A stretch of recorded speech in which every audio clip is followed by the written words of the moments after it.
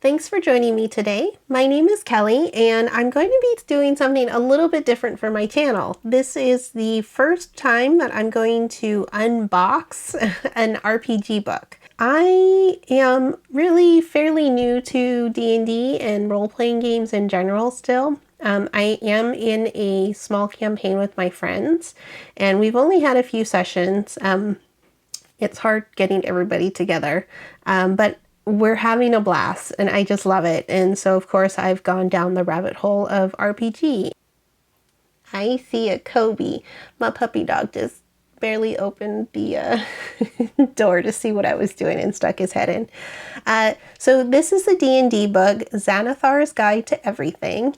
And it's just a kind of supplement to the main 3-set book that they have. So it's got some new and different stuff in it.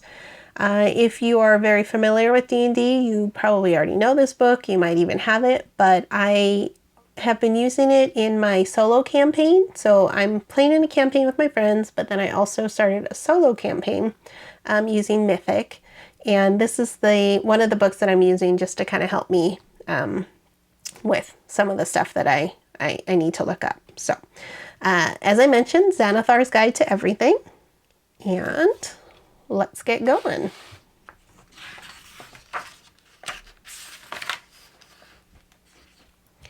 So this book was originally published in, well, this book is from 2017, so it's been out for a few years.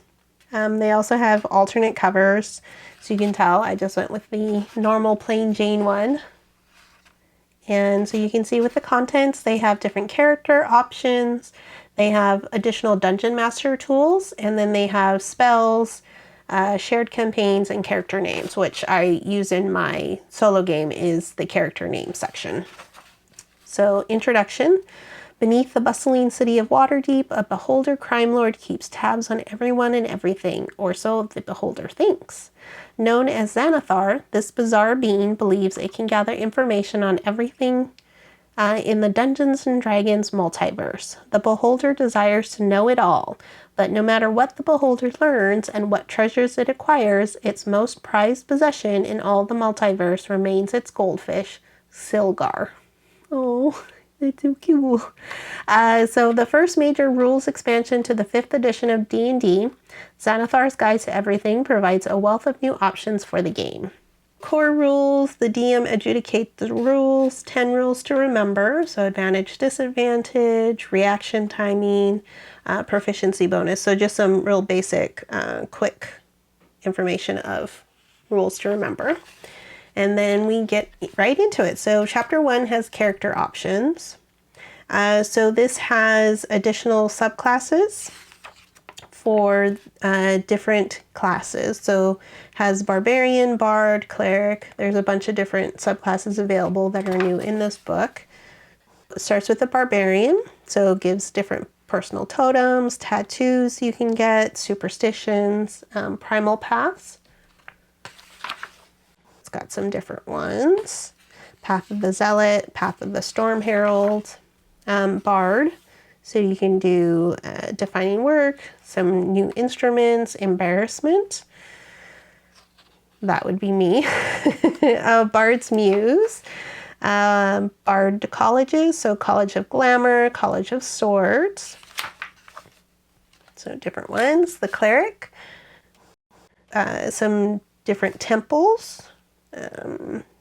You can do some keepsakes, the finger bone of a saint, okay, a pig's whistle that reminds you of your humble and beloved mentor. So some different secrets and divine domain. So the forge domain, the grave domain. Looks like that's it for the domains, and then different spells that come with those different domains. And then we have the druid. So we have a treasured item, a twig from the meeting tree that stands in the center of your village, guiding aspect, mentors, druid circles, circle of the shepherd, circle of dreams. So just some different ones that you can do, different spirit totems if you do this one. Learning beast shapes, that's pretty cool. So it has different ones that you are eligible for wild shape on here. Fighter. Okay. So again, just different subclasses, just some different information. Monk. For the monk, so in my campaign, actually in both of my, so in the campaign I am playing with my friends, I am actually playing as a monk. There's different information for monasteries, different monastic icons. Your master. So, oh, that's not good. Your master seemed good-hearted while tutoring you, but betrayed your monastery in the end. Your master was cold and distant. You suspect that the two of you might be related. That's weird. Monastic traditions. So at 3rd level, a monk gains the monastic traditions feature. So this one has different ones. So this has the Way of the Drunken Master, Way of the Kensei, and Way of the Sun Soul. So with the monk character, I'm just leveled up to 3rd level, and so I actually chose the Way of the Sun Soul. So monks of the Way of the Sun Soul learn to channel their life energy into searing bolts of light. Like, that sounded pretty cool. So that's the one I just chose. Paladin. So again, just different subclasses. Ranger, Rogue. It's got it for pretty much all of them. Warlock. Cool art. It's really nice art. And what is this? So this is your life. The character creation rules in the player's handbook provide all the information you need to define your character in preparation for a life of adventuring. What they don't do is account for all the circumstances that shaped your character during the years between your birth and the start of your career as a member of a class. And so looks like they just have different origins, so it can help you create different origins about whether you know your parents or you don't know who your parents are. If you have non-human parents, so if your character is a half-elf or half-orc, tiefling parents, so you can kind of roll on here or choose. Birthplace, so where were you born?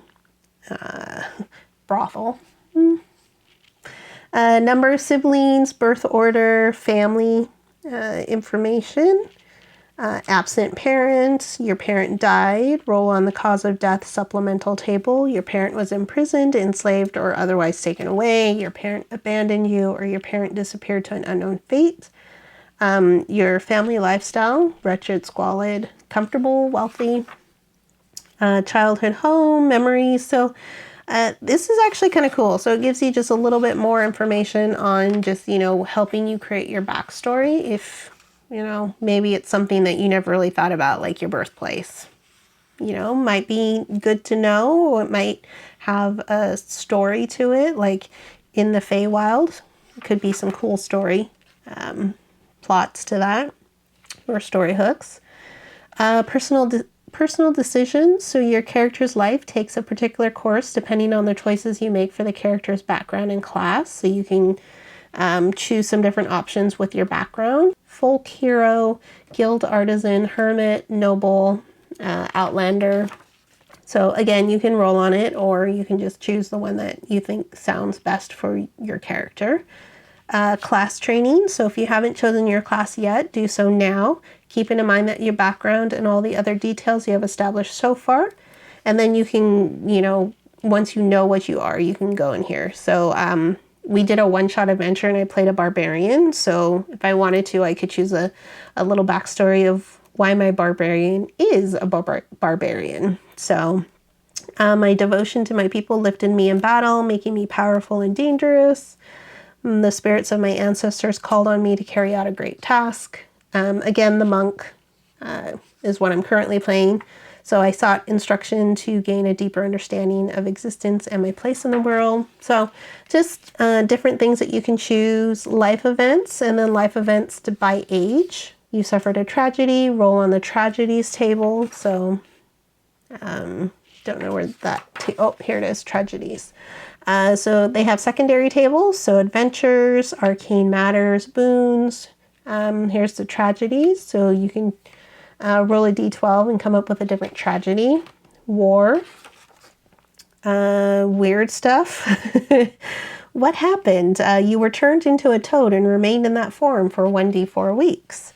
A dragon held you as a prisoner for 1d4 months until adventurers killed it. You served a powerful adventurer as a hireling. You have only recently left that service. Use the supplemental tables and work with your DM to determine the basic details about your former employer.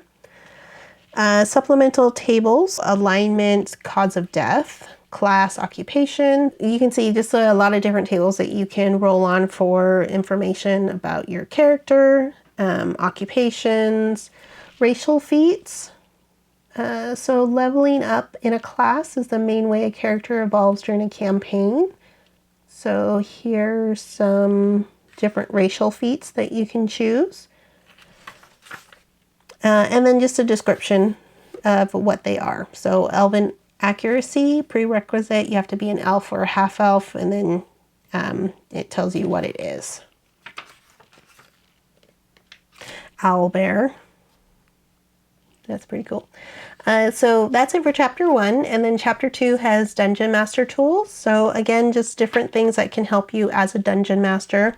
Simultaneous effects, falling, rate of falling, flying creatures and falling, sleep. So if someone is sleeping, waking someone, sleeping in armor, just different stuff like that. Tying knots. The rules are purposely open-ended concerning mundane tasks like tying knots, but sometimes knowing how well a knot was fashioned is important in a dramatic scene when someone is trying to untie a knot or slip out of one. So it just gives you a little bit of information on that. Tool proficiencies, so it gives you some tools like the alchemist supplies, the brewer supplies, calligrapher supplies.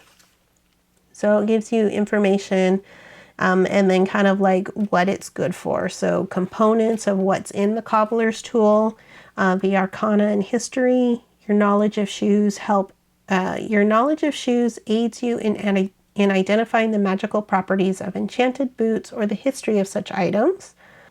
And then it gives you a DC, so you can determine a shoe's age and origin. You just got to get a DC 10. Find a hidden compartment in a boot heel, DC 15. So lots of different tools in here. So forgery kit, disguise kit, you know, all the basic stuff that you choose as part of your character creation, but I didn't really know what I was choosing. So this actually came in handy. It gave me different information of, okay, choose some of these tools, and it's like, oh, cool. So that was really handy to have the information on what it actually did and just some of the stuff that you could do with that tool. Spell casting information. So this section expands on the spellcasting rules presented in the player's handbook and the Dungeon Master's Guide. So just some different areas effect, and you can actually see it a little bit easier. You can just see it like on hexes, how it would affect something.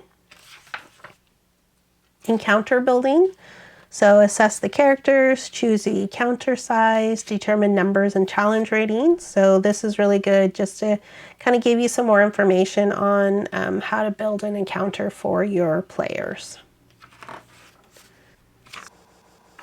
That's good. Random encounters.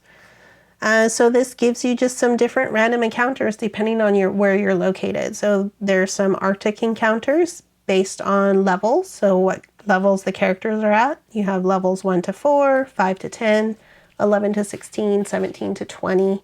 And then coastal encounters, desert, forest, just different encounters you can do. So that's really nice. And let's see, Underdark. Urban encounters, traps revisited. So looks like simple traps, you know, level and threat, how to trigger it, effects, countermeasures, and then here's just some traps that they have. So Fiery Blast is a simple trap, level 5 to 10, dangerous threat. So the Temple of Pyreneus, a god of fire, is threatened by thieves who seek to steal the fire opals displayed there by the priests in tribute to their god. So it gives you a trigger. Anyone who steps on the mosaic causes fire to erupt from it. Those who openly wear holy symbols of Pyreneus don't trigger this trap. What the effect is, countermeasure. So 15-foot cube of fire erupts, and a countermeasure of a successful DC 15 wisdom perception check reveals the presence of ash and faint burn marks in the area affected by the trap.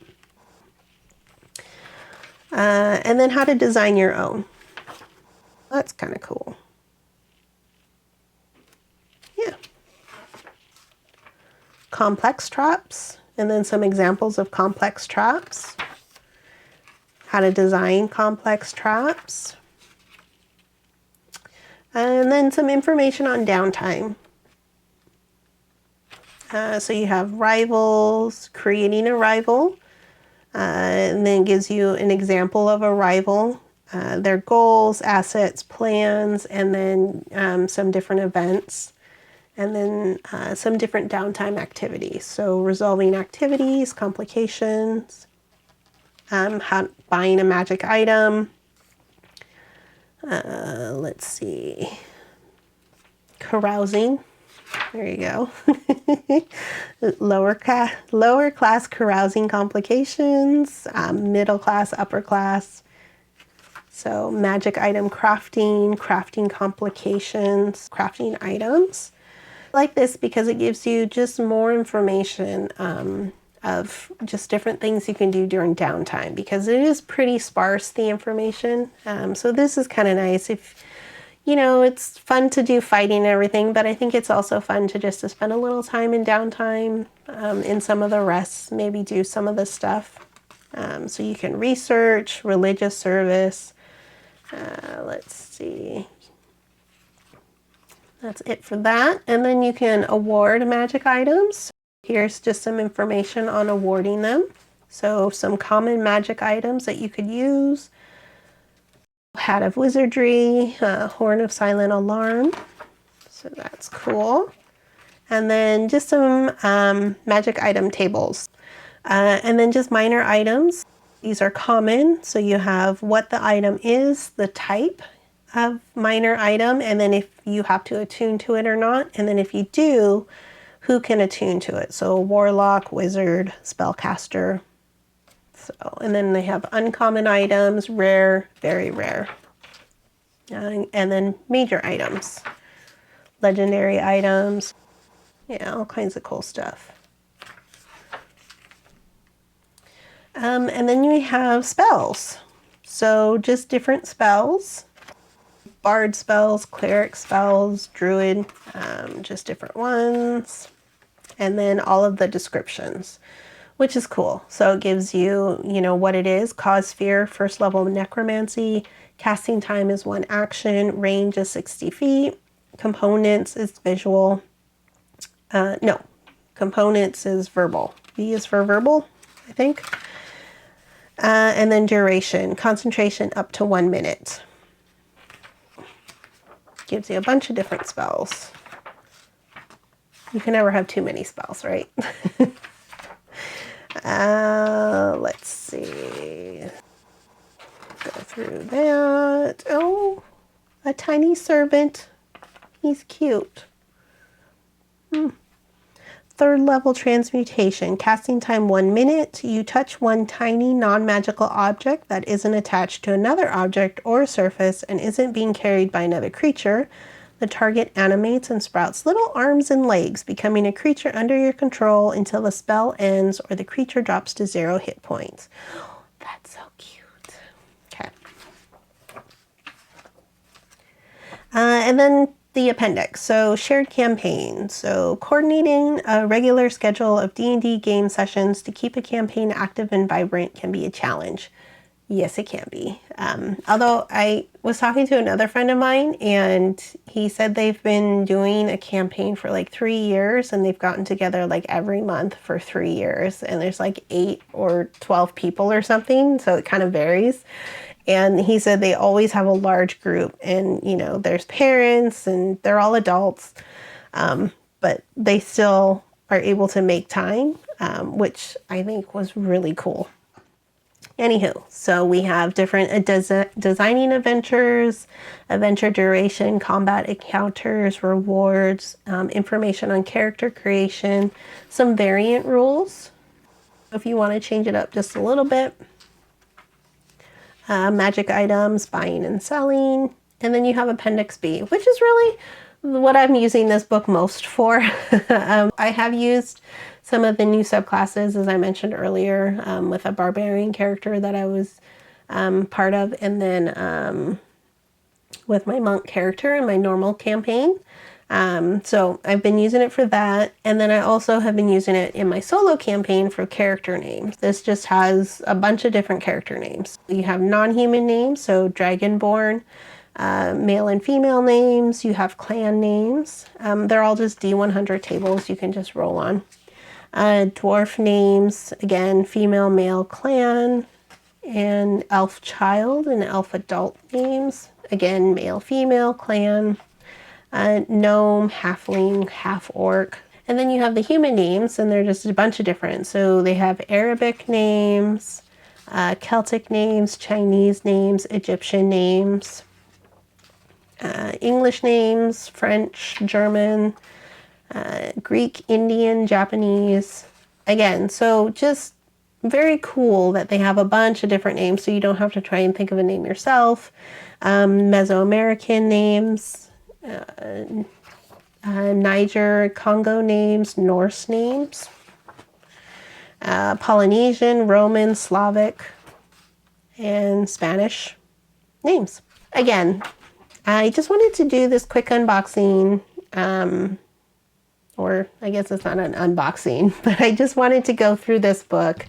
I'm really excited to get into RPG and D&D. I know D&D is not the, is not the only one out there, but I'm just having a blast jumping into the RPG stuff and just learning about D&D and just getting into it and just, playing a character. So it's something a little bit different for me is for role playing with it. So I'm just having a great time. So I got this book and I just thought it would be a good one just to show you guys. I hope you like this video. If you have any questions, leave me a comment. If you like the video, please hit the little like button. If you want to be notified anytime that I upload a new video, go ahead and hit the little subscribe button. And I will see you next time. This will not be the last RPG book that I go through. Hopefully this is just the first in a long list of videos that I create for it. Thanks again. Bye.